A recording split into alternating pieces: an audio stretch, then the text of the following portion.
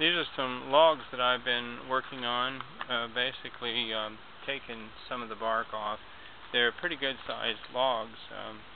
There's a foot sandal, so you can see that, I guess they're 4 feet long or so.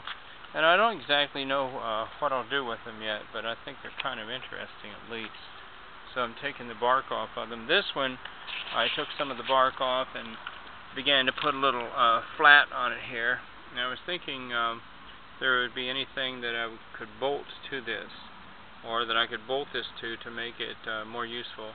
This is a little log I use where I lay things when I want to work on them. This is a little mallet that was made some time ago, and it finally split. It was actually made out of the wrong kind of wood. It wasn't made out of elm. It's made out of some I don't know what. But this is kind of an interesting wood because it had two aspects to it. It had the bark on the outside, and then you see where it split across here. It wasn't dry, and that's okay.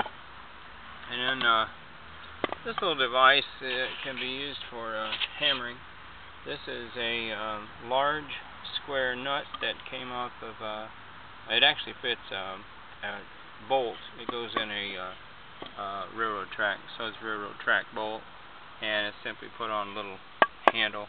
But that's a lot more effective mallet than what might meet the eye. The steel is fairly soft. This is a big old water pump valve which I painted white. It was totally rusted.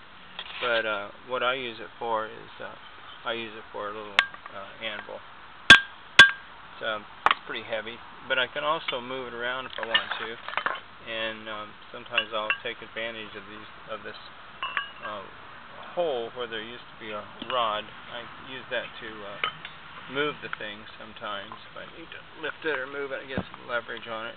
I can also place rods like this. Is I guess this is about a 2-foot rod that I use sometimes for various things. And I can put this in here, and then I can catch little pieces of wood across here if I want to, and it makes sort of a it's not a shave horse by any means at all, but it can be used to lock pieces in place when I want to do things to them.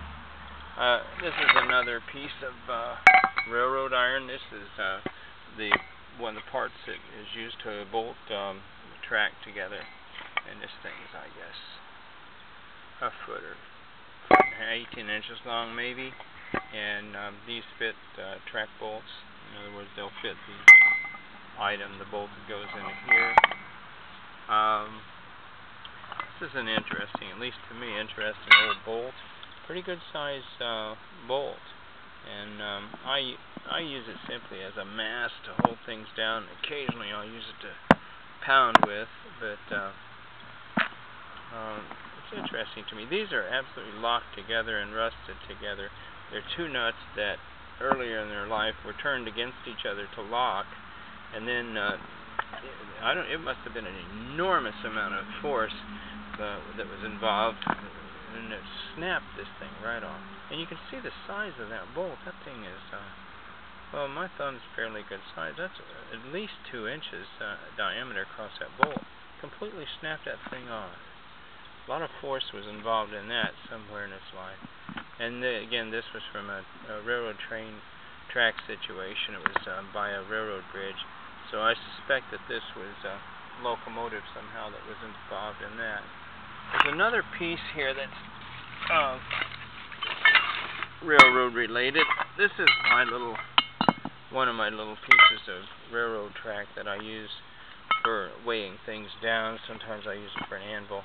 This thing's got so rusted that I had to put some white Rust-Oleum paint on them. But you can see the size of that. This is a useful little piece to me too. So I often come outside here and I can manipulate wood, and to a certain degree manipulate small pieces of steel out here. I have a lathe inside, which is where I really can manipulate steel more, but I like these little pieces of wood and pieces of steel, and I thought I would put them up on the video. So here we go.